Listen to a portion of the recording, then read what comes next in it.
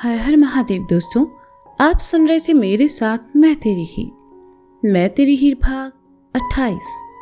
गौरी, काशी, ऋतु और प्रिया चारों कैफे में चली आई और खाने पीने लगी। ऋतु और प्रिया बातें करते हुए खा रही थी और गौरी अपने फोन में कुछ देखने में बिजी थी। उसने अपना फोन रखा और काशी की तरफ देखा जो कि कहीं खोई हुई थी। गौरी ने काशी के हाथ पर अपना हाथ रखा और भवें उचकाई तो काशी ने फीका सा मुस्कुराकर नामी गर्दन हिला दी। गौरी समझ गई कि काशी किसी न किसी बात से परेशान है, इसलिए उसने ऋतु प्रिया के सामने पूछना सही नहीं समझा। खाने पीने के बाद ऋतु और प्रिया ने काशी और गौरी को बाय बोला और वहां से घर के लिए निकल गई। गौरी काशी के साथ बाहर आई और जैसे ही स्कूटी की तरफ जाने लगी, गौरी ने उसका हाथ पकड़कर उसे रोक लिया। गौरी उसके सामने आई और कहा, काशी, क्या हुआ है तुम्हें? मैं सुबह से देख रही हूं तुम कुछ परेशान दिख रही हो। क्या ये शक्ति की वजह से है? गौरी के मुंह से शक्ति का नाम सुनकर काशी ने हैरानी से उसे देखा। आखिर गौरी के बिना कहे उसके दिल की बात कैसे जान ली? काशी का उतरा हुआ चेहरा देखकर गौरी ने कहा, काशी, तुम ज्यादा सोच रही हो। ऋतु प्रिया तो है ही गधी। उन्होंने शक्ति के लिए नेगेटिव कहा और तुमने मान लिया। ऐसा नहीं है गौरी, बस शक्ति से ठीक से बात नहीं हो पा रही, इसलिए थोड़ा। हम ठीक हैं, काशी ने मायूसी से कहा।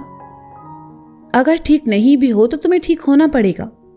परसों मेरी सगाई है और कल तो तुम्हारे घर वाले भी यहाँ पहुंच जाएंगे।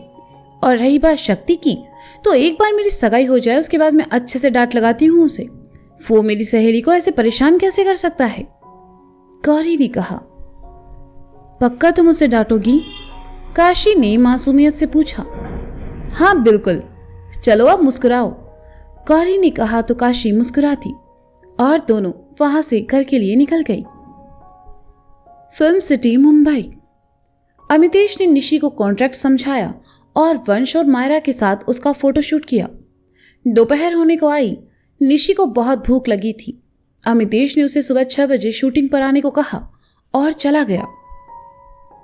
वंश मायरा के साथ खड़ा सीरीज के बारे में बात कर रहा था। अमितेश के जाने के बाद वंश निशी के पास चला आया। वंश का यूं बीच में चले जाना मायरा को अच्छा नहीं लगा। वह मुंह बनाकर वहां से चली गई। वंश निशी के पास आया और कहा, थैंक यू सो मच। बस करो, कितनी बार थैंक यू बोलोगे? निशी ने कहा।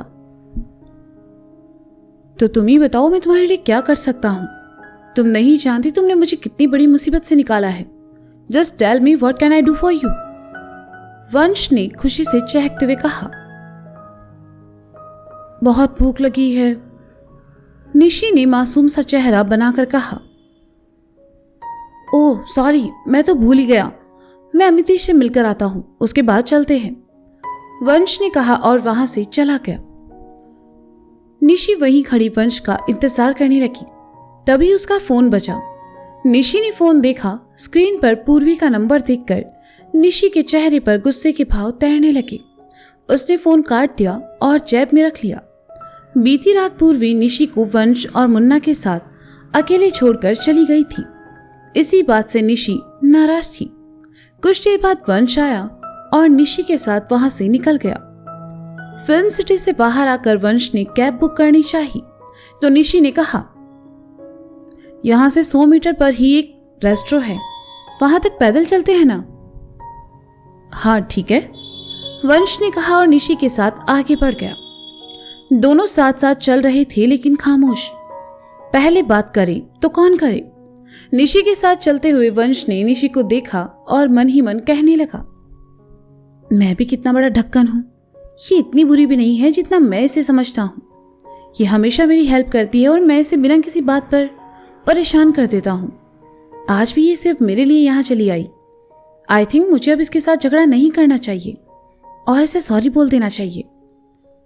निशी ने वंश की तरफ देखा तो वंश सामने देखते हुए चलने लगा और निशी मन ही मन खुद से कहने लगी, मैंने इसे कुछ ज्यादा ही उल्टा सीधा बोल दिया।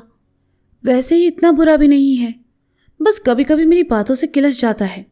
और वैसे भी बनारस में तो ये मेरे साथ स्वीट ही था।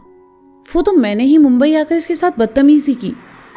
बेचारा, मैंने इसे कितना सुनाया और ये फिर भी मुझे एक बार इसे सॉरी बोल देना चाहिए और सब बोलकर फिर से दोस्ती का हाथ बढ़ाना चाहिए। क्या पता मुंबई में ये मेरा अच्छा दोस्त साबित हो जाए। सॉरी सॉरी, निशी और वंश ने एक दूसरे की तरफ देखकर कहा और एक साथ कहा और फिर अगले ही पल दोनों एक साथ हंस पड़े। सॉरी, मैंने तुम्हें बहुत परेशान किया, वंश ने सहजता से कहा। आई एम सॉरी, मैंने भी तुम्हें बहुत गलत कहा, निशी ने कहा। फ्रेंड्स, वंश ने अपना हाथ निशी की तरफ बढ़ाकर कहा। निशी ने अपनी आंखों को छोटा करके वंश को देखा और फिर कहा, आई होप ये कोई मजाक नहीं है। उसके बाद तुमने वही सब किया तो? बिल्कुल नहीं, मैं तुम्हें ऐसा लड़का लगता क्या? अरे मैं बहुत शरीफ और एक मासूम लड़का हूं, वंश ने क्यूट बनते हुए कहा। ओके फ्रेंड्स, निशी ने वंश से हाथ मिलाया। लेकिन सिर्फ फ्रेंड्स यहाँ, इससे ज्यादा कुछ नहीं, वंश ने निशी को छेड़ते हुए कहा। ओह प्लीज, तुम्हें लगता है मेरे पास इतना फालतू टाइम है? निशी ने भी अपनी आंखें घुमाते हुए कहा। तो फिर चले पार्टनर, वंश ने अपना हाथ कमर पर रखकर निशी से कहा। लेट्स गो, मैं आज डबल चीज पिज्जा खाने वाली हूं, वो भी तुम्हारे पैसों से, निशी ने वंश की बाह में हाथ डालते हुए कहा और उसके साथ आगे बढ़ गई। वैसे तुम्हें यहाँ का चीज गार्लिक ब्रेड भी ट्राई करना चाहिए, वो बेस्ट है यहाँ का, वंश ने कहा।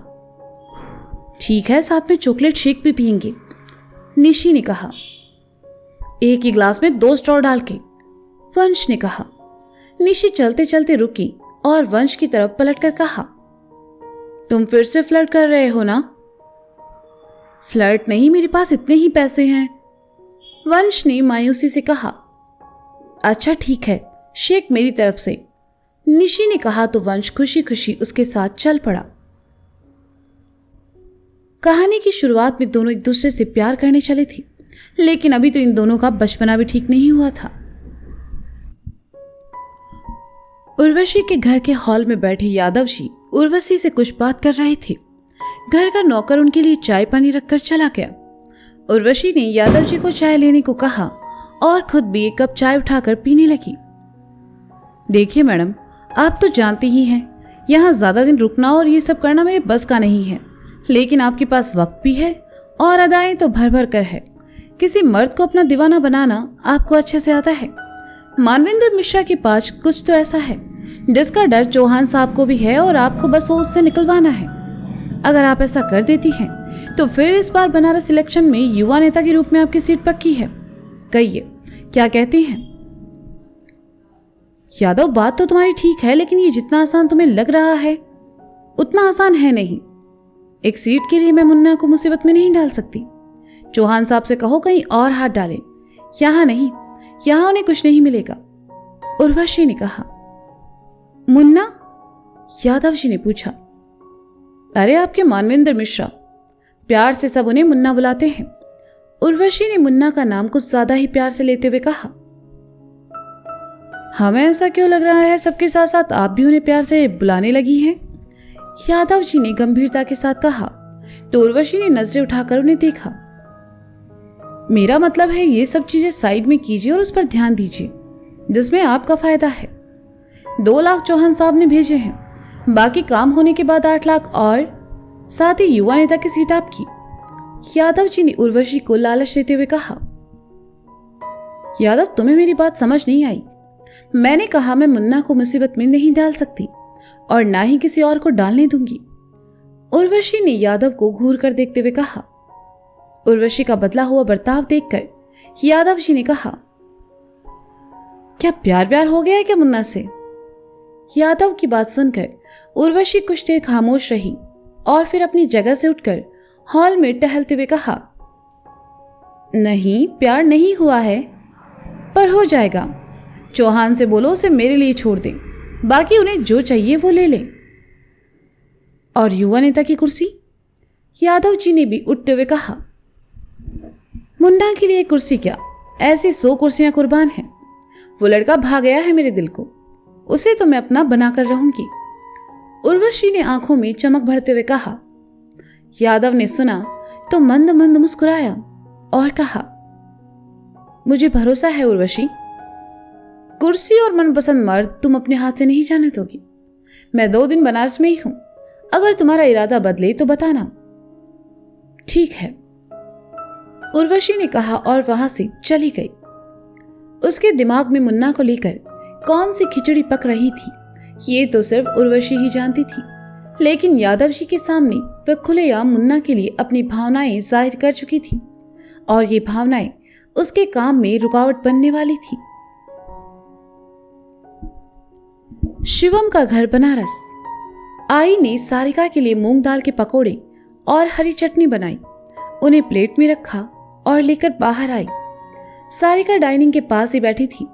बाबा ने देखा आज पकोड़े उनकी पत्नी ने बनाए हैं तो वे भी चले आए और कुर्सी खिसकाकर बैठते हुए कहा, अरे वाह, आज ये पकोड़े किस खुशी में? लो, पकोड़ों का खुशी से का कनेक्शन है? अरे हमारी सारिका बिटिया को खाने थे तो हम बना दिए, आई ने कहा। थैंक यू आई, सारिका ने कहा। थैंक यू बाद में कही ना, पहले खाकर बताओ कैसे हैं, आई ने कहा। सारिका ने खाया और आई के हाथों को अपने होठों से छूकर कहा, बहुत टेस्टी बने हैं, ये स्वाद अभी तक हमारे हाथों में नहीं आया। अरे हमारे राज में तुमको सीखने की जरूरत भी नहीं है, हम बनाकर खिलाएंगे ना, आई ने प्यार से सारिका को खिलाते हुए कहा और खुद भी वहां आकर बैठ गई। बातों बातों में आई ने बाबा को भी सारिका की वापस मुंबई जाने की बात बताई तो बाबा ने खुशी खुशी सारिका का समर्थन कर दिया। सारिका ने सुना तो खुशी का ठिकाना नहीं रहा। मुन्ना शिवम से मिलने घर आया था, लेकिन शिवम अपनी शुगर मिल के सिलसिले में सारनाथ चला गया था। मुन्ना को देखते ही आई ने खुश होकर कहा, अरे मुन्ना, बहुत ही सही वक्त पर आए हो बबुआ, आओ बैठो, पकौड़े खाओ। आई हम घर से नाश्ता करके आए हैं, लेकिन आपने बनाए हैं इसलिए हम एक ये खा लेते हैं, कहते हुए मुन्ना ने सारिका की प्लेट से एक पकौड़ा उठाया और खाकर कहा, बहुत अच्छा बना है। Thank you बिटवा। जे बताओ, सगाई की तैयारियां हो गई तुम्हारी पूरी? अरे हमारी होने वाली छोटी बहू के लिए कुछ तोहफा खरीदे कि नहीं, आई ने हंसते हुए कहा। तो मुन्ना झेंप गया। बेचारा मुन्ना, उसने कभी अनु से गौरी के बारे में बात नहीं की, आई से भला ऐसी क्या बातें करता। मुन्ना को शर्माते देखकर सारिका ने कहा, क्यों आई, हमारा इतना लायक बेटा हम गौरी को दे रहे हैं, इसके बाद भी क्या उसे तोहफे की जरूरत है? जे तो हम भूल ही गए, पर बेटवा आजकल का जमाना है बहुत है फास्ट। अरे वो दिन और थे जब बिंदी के पत्ते और एक हाथ गजरे में लड़कियां दिन भर फूली नहीं समाती थी, अब तो हर बात के तोहफे होते हैं, आई ने कहा।